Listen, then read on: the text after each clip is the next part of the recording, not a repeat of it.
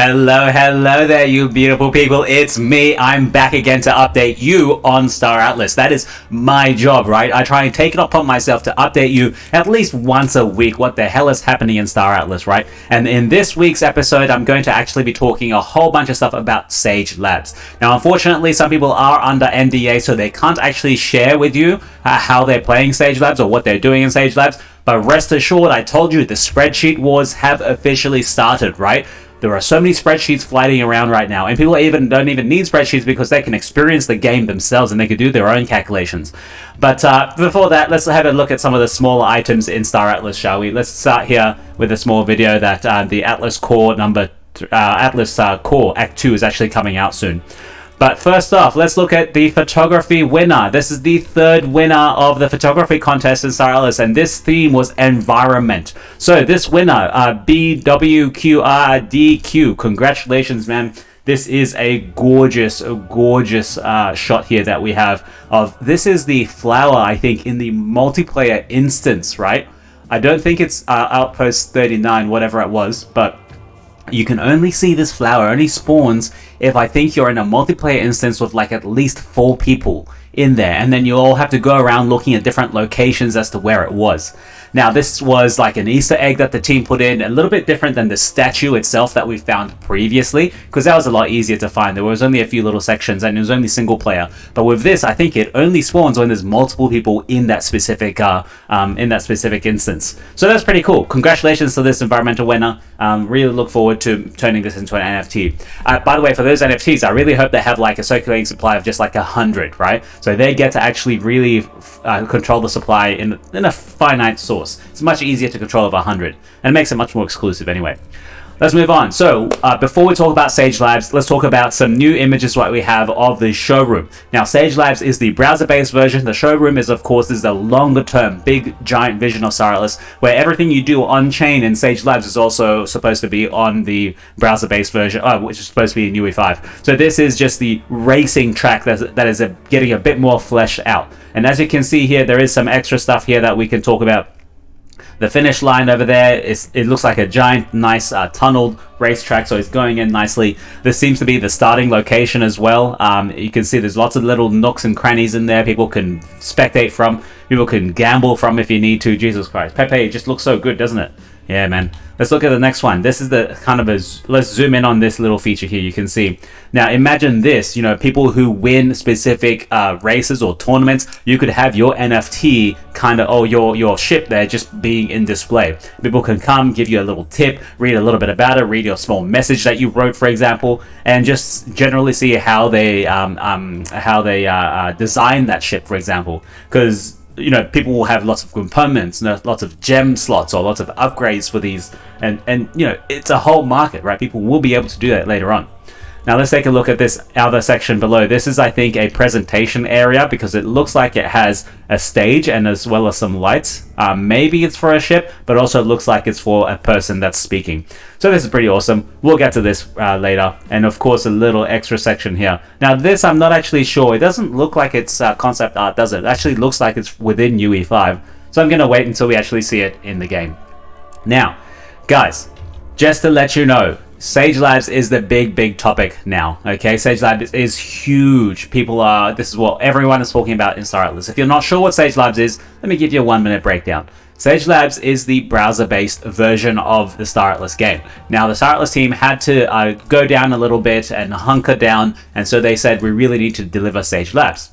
Now, this is going to be using, on mainnet, is going to be using all of your actual ship assets that you have. You're going to be crafting, you're going to have to go out and find resources to craft into stuff to keep playing the game. Just that whole gameplay loop, right? It's got to be fun, right?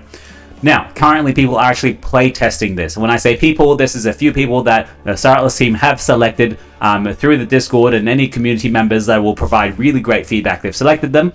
And they're play testing it now. They're not doing it on mainnet. They're doing it on like a DevNet, like an Atlas net, which is just like a playground blockchain for them to do it. Some people aren't happy they weren't chosen, but they are actually increasing the pool of this. So don't worry, guys. It is gonna come, right? Just don't worry. It's okay, man. It's okay. Now, being a content creator like myself, I want to show you everything that I can, okay? Sometimes I don't have permission to show you everything that I can. But it seems the team have already shown you a whole bunch of stuff in the Atlas Brew recently, just really recently, like even just like a 10 hours a day ago, all right? So thank you very much to Hologram News Network. This is probably Krig's for recording this, because otherwise I wouldn't be able to see it much. So the brew, in this brew, they went through a whole bunch of stuff. They basically went through the entire Sage Labs kind of gameplay. I'm going to break it down. I would love to show you what I have recorded myself, but I can't, unfortunately. The good thing is the team have showed you already, so I'm going to break down every little thing they do. Okay, so I know this isn't the best high quality content. I only have to go off this video and explain to you what they're doing, but I'm going to try and break it down for you, okay? Unfortunately, that's how I have to do it at the moment. I can't think of anywhere else, because I still want to get a video out there, tell you about it. Because not everyone's going to be watching this whole hour brew just to get an idea. First off, listen to this. MetaVerse Nomads, Gladiator, they are also absolutely KeplerNet. We mentioned KeplerNet, but mentioning him twice because he covers in English and in Spanish, so deserves a double shout out. MetaVerse Explorer. I mentioned MetaVerse Explorer as well, guys. Santi, don't worry, man. It's all good. I don't mind if you don't mention me. I know I've kind of decreased a little bit my content creation, only because I'm doing my masters now. It's actually so hard. I probably will be published by the end of it, but it's actually really, really hard for me. And so I actually have to use a lot of my resources, my time, make sure I do that right, because staratlas will always be there for the next 5 years. I have to pass this next assignment in the next month. If I don't pass it, I don't get my masters, right? And that's going to cost me a lot more. So unfortunately, that's how it is. I know I don't make as much content now. Atlas Theory is still going strong. Frontier, Mike from Frontier is doing really strong. A whole bunch of other creators, right? Even Krig's is still making small videos, I believe so, and even KeplerNet. So thanks for the shout out, Santi. Really appreciate it. Now, shout out to all of they are going to be going through some Sage stuff. Okay, I'm going to mute it. I'm going to make the screen go full screen. Now, the quality isn't the best, unfortunately. So first off, let me show you. This is what we've seen these images before, right? So, okay. Let's start. What's the whole process going to be? And I think maybe I need to make an actual diagram for people when they first start. Maybe I think I should do that. That might be helpful for people. A diagram of what the hell to do when you first start. Okay, first thing you need to realize, is that there are two different places you're going to be operating. The first thing is your wallet. Your wallet is where you have all of your assets, okay? Before you do anything, you actually have to import a whole bunch of your stuff into the game, okay? So when it's inside the game, it's no longer in your wallet. When it's in the wallet, when it's inside the game, it's no longer there. When it's inside your wallet, it's not there. So you have to actually separate these two. When you have one ship from here, from your wallets that you put into the game, then you can mess with that ship and do stuff with it and actually participate in the game ecosystem, okay?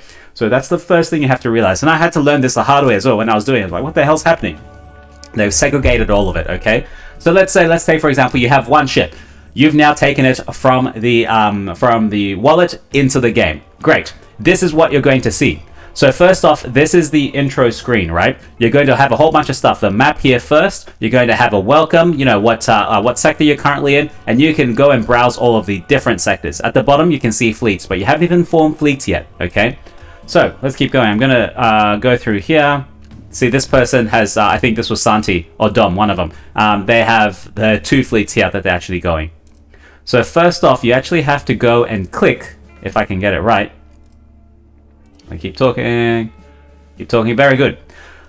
Whenever you start, you are going to be prompted to choose a race, okay, or a faction, sorry, Oni, Mud, or Uster, okay? When you choose one of them, you will be allocated into that sector, okay, into that race's sector. Now, when you first start, you have to always click on like Uster 1 or Oni 1 or Mud 1 because that is the central space station, okay? That is where you can import your stuff from the wallet into the game, okay? That's the only place you can do that. Bit tricky. You have to find out when you do it, okay? So do you see that? That's the first thing. Deposit or withdraw ships. You click on that, you deposit 1x for whatever you're doing, okay? And then when you've deposited that ship, think about that ship is now, it's still in, it's like in space, it's in the hangar, right? It's in the only space station, but it's just free floating. Like, it doesn't have a purpose. It's just there. It's probably empty as well. And then you have to go to the starbase hangar, okay? And that's where you can actually, one, form a fleet with that ship, okay? Because it's just free floating. It's just in the air. Now you need to actually make it, give it a purpose. It's form the fleet. And then you have to actually put in all the resources, the food, the fuel, the ammo, everything you need. Well, possibly no toolkits, because you probably don't need it. And then you have your stuff there. And then you can look at where you're going to go, what the hell you're going to do, okay? Ideally, you've looked at that beforehand so that you know what fleet to form, but let's just keep it simple for now, okay? As I say, this needs like a flow diagram, a flow chart, right? Okay, so let's keep going. So this is a picture of him importing his ships into the fleet, okay? Into the game itself. So you see here, he's got a few ships in the wallet, but you have to actually put it into the game. And this is the big differentiator you have to understand. Everything that's in the game doesn't actually exist yet until it comes into your wallet, okay? It's only on the game side until it comes into your wallet. It still exists on the blockchain, but if you go and mine something, right, with a ship, that stuff you mine is not automatically in your wallet, okay? It's in the game. It's only when you take all of those resources, come back to the central space station, or come back to a space station of any other sector, and you actually withdraw that from the game into your wallet, and then you can go to the marketplace and start selling it. Does that make sense? I hope that makes sense. Yeah, anyway, so this is him putting a ship in. Now, this is him looking at the hangar and trying to form a new fleet with your one ship. Okay, so or whatever ships you have, you put them in conjunction. And you can see here, there's multiple different... oh, man, I'm sorry. It's so hard to see this. I'm sorry, guys. It's so hard to see this. I noticed there's a little white thing that comes up here. I don't know what that is. Yeah, so... you got to fill up your stuff, make sure you have enough fuel and food to go to where you need, as well as to come back from when you need. And whatever you're going to pick up, you got to work out how much weight it is for you to actually come back with it, right? So you put a fleet name in. There's a little joke that went around that Leaks is if you put your fleet name and you put your name in your fleet, then Leaks is going to find out what wallet you are because you've put your name in your fleet. And of course, people said spicy. Give your fleet name a spicy name. So that's that. Let's keep going. So yeah, when you're here, you're in the you go to the starbase hangar, and then you have to undock your fleet because the fleet is still at the space station, right? They're attached to the space station. You have to click undock so that it starts to free roam, okay? And then you give it a place to go after you've undocked it. So as I said, there's lots of different little bumps and little things, ticks that you have to do before you actually go. Let's see what else is here. There's a whole bunch here. By the way, I'm going to leave this in the description below so you can go and watch it. I'm just talking you through what I'm seeing as well. So this is him transferring resources from his wallet, okay, into either the new formed fleet or into this CSS space station, okay? The way I found it, you can do both ways. There's no like hit all or max or whatever yet, right? You just have to put in the individual numbers, which is a bit tedious, but don't worry, that's a UI fix that'll come later on. So you can see here, there's two options: import from your wallet or export to your wallet. If you want to go and sell something on the marketplace, you got to export everything to your wallet, and then you can go and sell it in the marketplace, okay? But import from wallet is when you have your wallet, and then you have to bring it into the game. Now you see all those different resources down at the bottom as well. Now let's see. Let's keep going here. So I think right now they may be going to actually, they've formed that fleet, they've undocked it, and now I think they're actually going to go and set that fleet onto a course somewhere. Yep, he's trying to fill it up. I think it was a C11 and it took like he didn't fill up properly. Yeah, okay, sure. So I think that's what he did. He already left.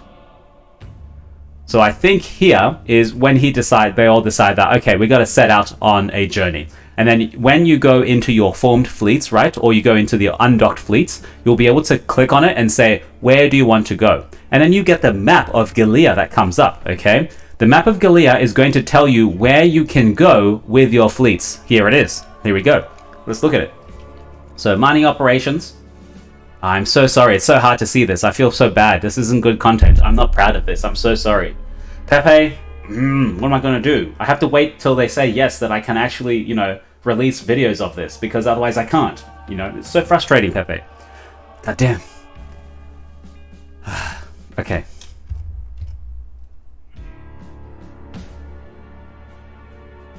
Okay, let's go. Let's go. Let's look at this. Yes, so the map now, you see there's you can't see it well, but there's 2 dots here, okay?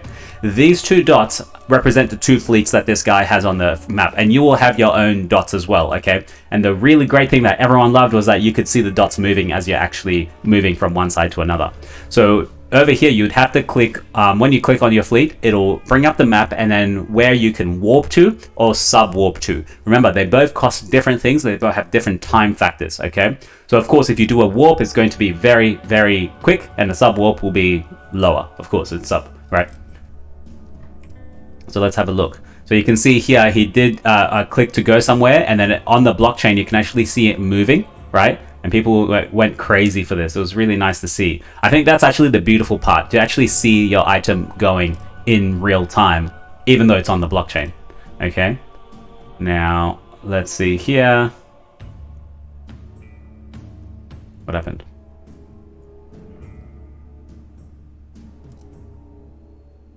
Come on.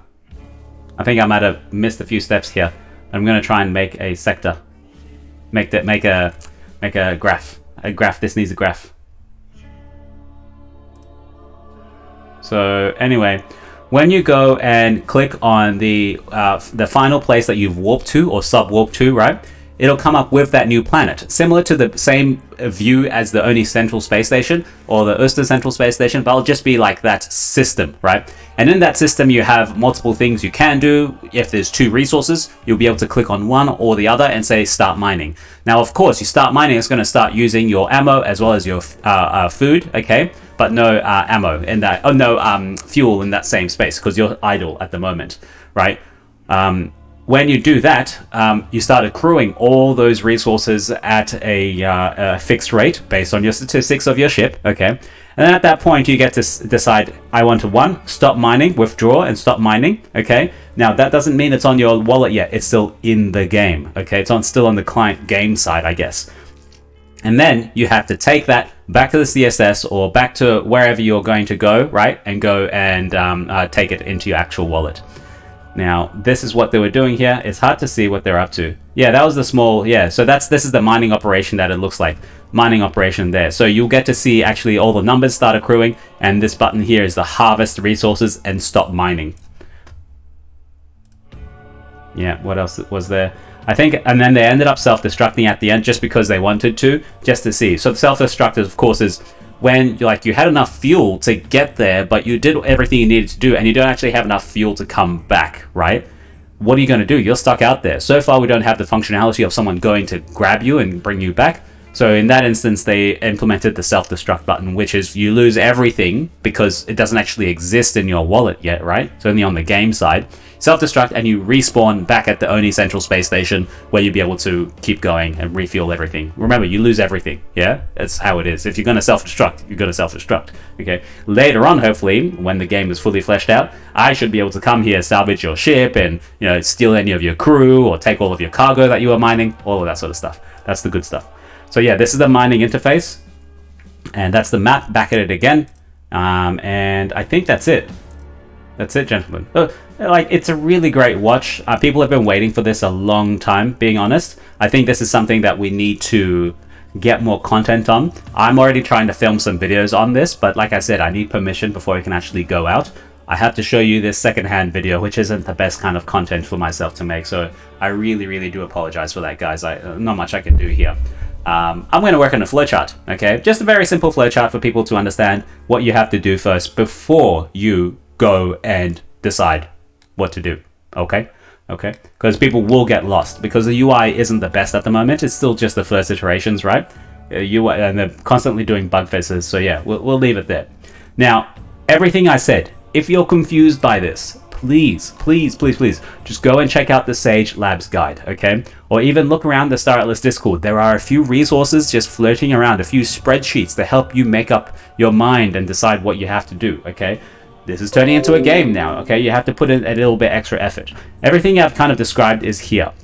And Funcracker does continuously update these, so please make sure you are aware on what you have to do, okay? There is a whole bunch of stuff here. As always, if you have specific questions on Sage Labs, since I can't actually show you any content, please put a question in the comment section here, and I will go and play it, and I will come and give you an answer, okay? Well, I go and play it if I'm one of the testers. Not saying I am. Okay. Yeah. Okay. I think I'm gonna leave it there, guys. I haven't even touched on crafting, right? This is just starting your fleet and getting out there and going to mine. Okay. The whole crafting is a whole different ball game. Okay, which I don't want to touch on yet. Okay. We'll do another video for that later because it's already nearly 20 minutes. Yeah, it is 20 minutes. So yeah, with that said, I'm gonna leave it there, guys.